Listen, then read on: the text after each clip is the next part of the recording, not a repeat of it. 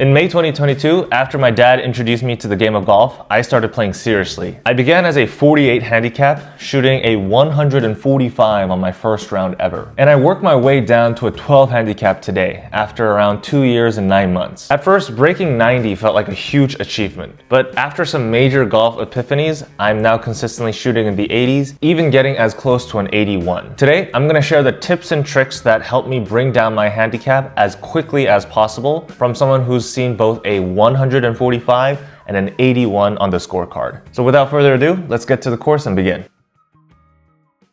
One concept that I want to talk about today is that pin right there on that green is towards the left side of the green, and it's a little bit front.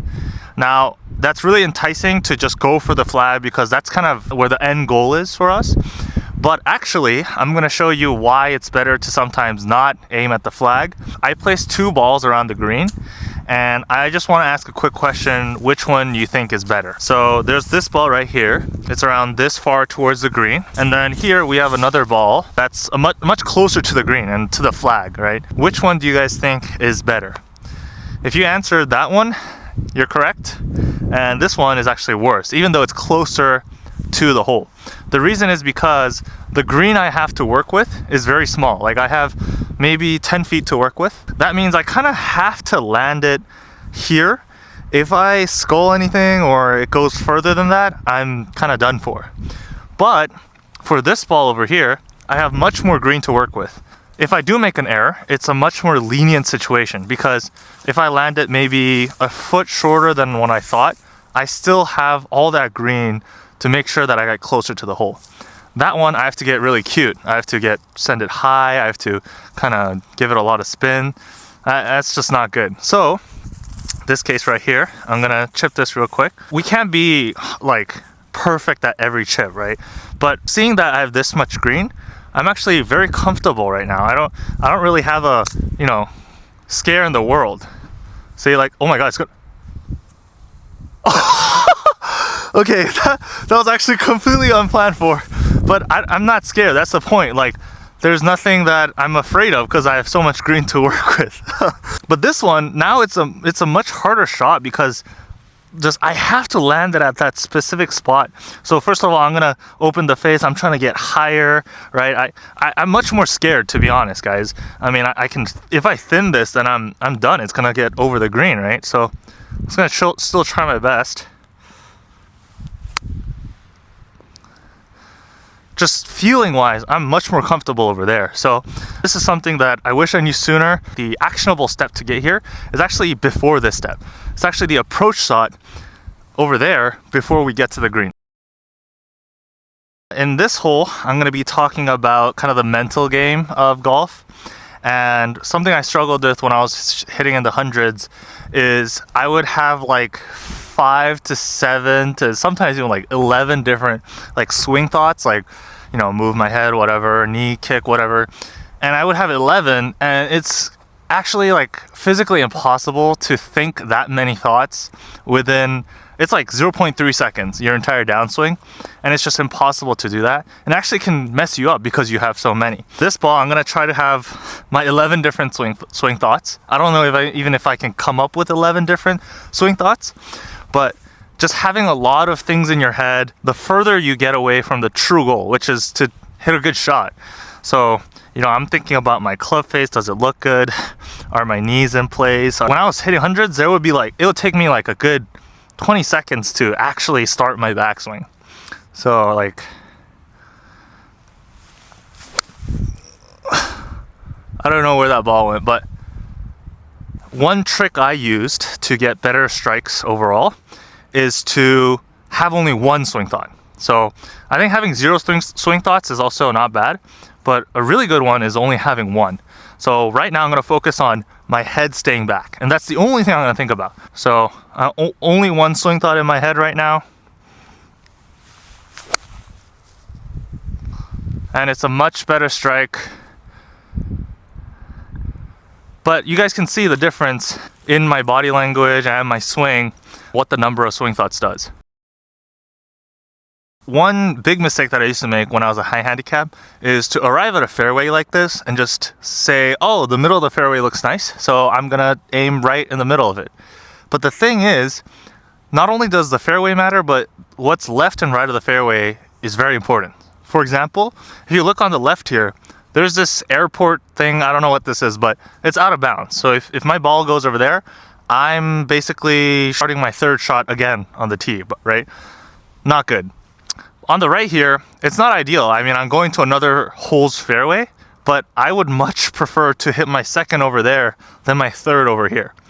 So rather than aiming the middle of the fairway, I'm actually gonna aim the rough tree area. I know it sounds crazy, but at least I entirely moved this airport out of bounds disaster out of the way. And that's kind of the way how you make sure that even though your swing is not feeling good that day, you don't get stupid strokes like out of bounds. So let's say I teed up the ball, I come here, high handicap me would just kind of say, oh, middle of the fairway, if I aim at the fattest part of the fairway, I have the highest chance of hitting the fairway. Yeah, but you also have a slight chance of hitting it out of bounds. So I'm just gonna completely remove that out of play. I'm gonna aim at this kind of tree looking thing. And I'm not scared like the chip, because if I slice it, I'm still on the fairway. I mean, it's the other hole. And if I hook it, then I'm on this hole's fairway, which is good. So it's like, I really can't lose here.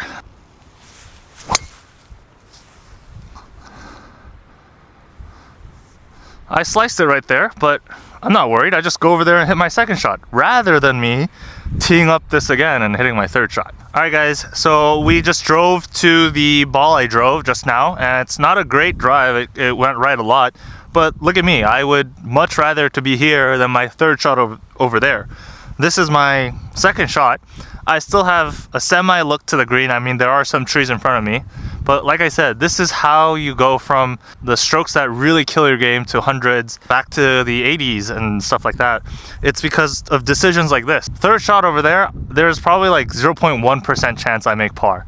This one is still pretty low, but it's much higher than 0.1. So I'll just keep playing here. I mean, I have a great lie. I still have a look at the green, and I can just continue on playing. All right, we're on the green now. I did want to include a 3-putt kind of trick that I learned within this video. And 3-putts really kill your score. I mean, it's a singular stroke that just gets added. It's as bad as getting it into the water or hazard. So one thing I learned about putting is, especially these long putts, is, so right now we have a left to right break here. And people don't like to overestimate their lines because they want to hole it. I mean, it is true that you should try to hole every putt, every chance you get. But then it's actually better to be conservative on these long putts because the break is helping you. So I'm gonna put 2 balls here, and this ball I'm gonna aim very conservatively. So I'm way left of the pin. I'm not really interested in holding it. I'm just saying I'm gonna let this break help me out so it falls towards the hole. This ball, I'm gonna aim like I'm gonna hold it. I'm thinking if I aim this ball to left, it might not go in. So I'm gonna aim more aggressively towards the right and get the perfect amount of break to hold this. So we'll kind of compare what happens.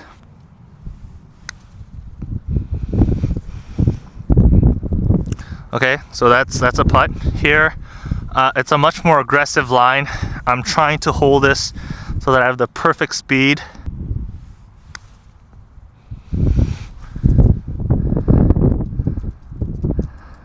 Okay, come here. This is kind of a bad example, but technically this putt is longer than this putt, and I have a much smaller percentage of messing up than if I were to aim much more aggressively, especially on the long putts.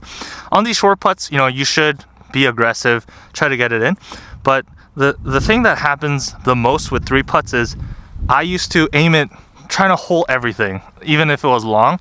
And when a break is really bad, if you aim too aggressively, you can end up even in places like here. So even though I kind of played more conservative, I have a better result than these extreme cases where I'm definitely 3-putting, right? This one is a much harder putt, right? That really helped me reduce my 3-putts. Something I try to remember, I sometimes forget as well, but it'll really help with reducing 3-putts. By managing your misses, avoiding costly mistakes, and keeping your mindset simple, your scores will drop faster than you think. If I can go from a 145 to an 81, you can take your game to the next level too.